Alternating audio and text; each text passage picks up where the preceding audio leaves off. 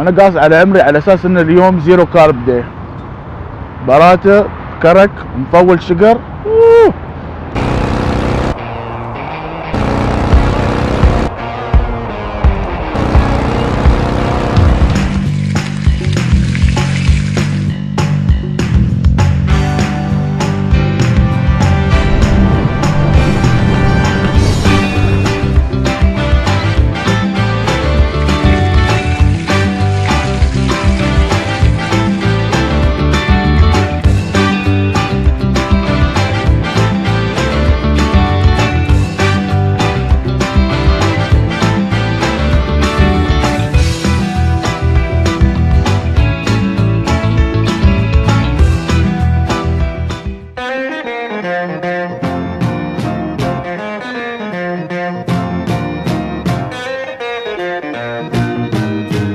هلا شباب، وياكم اخوكم علي الانصاري. حاليا متواجد انا في دبي مارينا عند روث كريس ستيك هاوس عشان تجرب شو الاكلات اللي عندهم.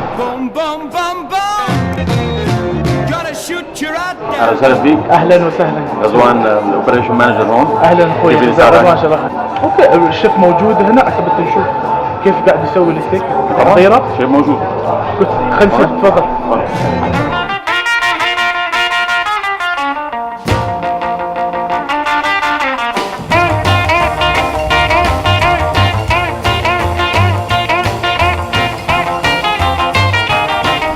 أنا هنا ويا شيف كارلوس من أمريكا. Chef, how you doing? Good, how are you? I'm doing great. So what are we going to be cooking today? Well, we actually have two different cuts of meat. We have our New York strip right here. It's a leaner cut. That looks juicy over there. Yeah, it's really good. A lot of marbleization, nice flavor. And over here is we have our centerpiece. It's our tomahawk. It's actually a 40-ounce ribeye with the bone in. And we're going to be showing two different cooking methods with this. A broiling method and a searing method. And am I going to take a big chunk of that? You're going to have the whole thing all to yourself. God. So show us, so how are we going to cook this? So the first thing we're going to do is we're actually going to start off with some salt and pepper. Keep it simple, lightly seasoned. And are we using anything special? Is there something special to the salt? I personally like sea salt. It just gives a nice flavor to it, nice coating on the steaks, and fresh cracked black pepper. So we actually grounded this up today. Okay. And we're just going to lightly season it, and we're going to season both of our steaks. The tomahawk we're going to season a little bit more because it's a really thick cut. Is there a rule of thumb how much salt and pepper you're going to use in here? Usually they say about 1 tablespoon of salt penetrates about 1.5 inches of meat. So you want to pretty go heavy on the thicker cuts. And that just solidifies everything in there. Gets all the juices in there. It brings all the flavor out. You don't have to worry. A big piece of meat like this can handle plenty of seasoning, so you don't really have to worry about over seasoning it. I think we're mixing this in a couple of spots. You got to mix Yeah. spot right over there. How's that look? Oh, it looks beautiful. All right. This is going to be the most juiciest steak I've ever had. That's right. So this one we're actually going to start off. We're going to put it in the broiler. Okay. We have a 1,000-degree centigrade broiler, and what it does is we're actually going to sear the meat to seal in all the juices. I'm being seared right now. I'm being heated up. It's quite warm back there. The tomahawk's going to take a little bit longer to cook because it's a slower process, but you know, this is what it's like to cook in a restaurant. I mean, are we looking for a certain type of color there? It depends on what the guest asks. Usually your preferred temperature is about medium rare to medium, which is red to light pink in the center. And you get the flavoring over there. Absolutely. I mean, what do you think of people just cooking it on well done? I believe everybody's got their preference, so I don't knock it. I prefer a rare to medium rare. I mean, for me, it's already killed the cow. You don't have to kill it again. Yeah. Is that ready yet? I think I'm quite hungry. I think we're ready. I think we're ready to go on that. And here is our showpiece. That's about 1.5 kilos of meat. Wow. Yeah. That's gonna feed me for the whole day. I was gonna head up tonight. Just plain butter, some parsley. That looks beautiful. And that's it.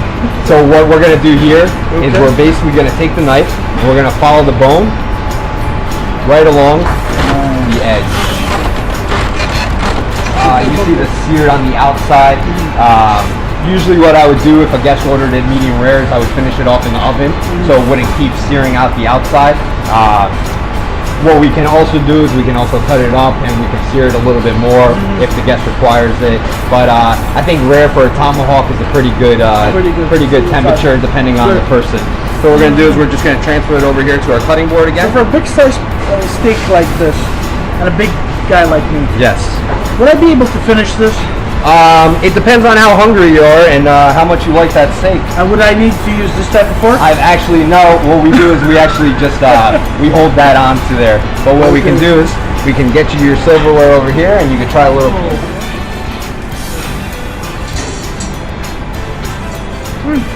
No words to describe what I'm feeling right now. That's the best reaction a chef can get.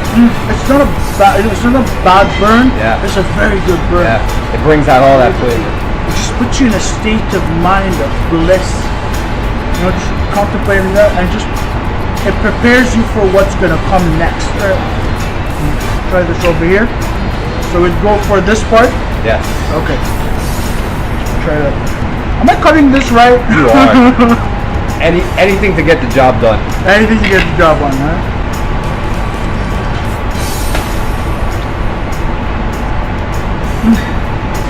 I'm just worried about something right now. I don't want to swallow it just yet because it tastes so good, and I don't want to end up choking. That happened to me once, by the way. I literally choked on fat. So that's basically how you make a steak. Pretty simple. Pretty simple, pretty straightforward. Anybody can do that at home. And chef, are you here on every night? Yep, pretty much every night. Pretty much on every night. Everybody's hungry every night. Everybody's hungry every night. And is there something specific you want people to come here and try out the order? I would love to see people try the bone-in New York strip a little bit more. I mean, like I said, it's my favorite cut of meat, and I think the meat eaters will really enjoy that. Okay. If you can teach us, I don't know.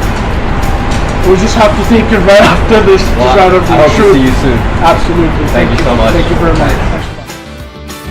معنا جيمي لارسون here. Jimmy, كيف حالك؟ الحمد لله. الحمد لله بخير. أنت؟ أنا بخير. So tell me, how do you know how to speak Arabic? I lived in Dubai for the last 17 years, and I was here as a child as well. And I also lived in Dubai, Kuwait, Saudi. So you're quite around. Yeah. And how long have you been in the food industry? I've been in the food industry for 9 years. 9 years, wow.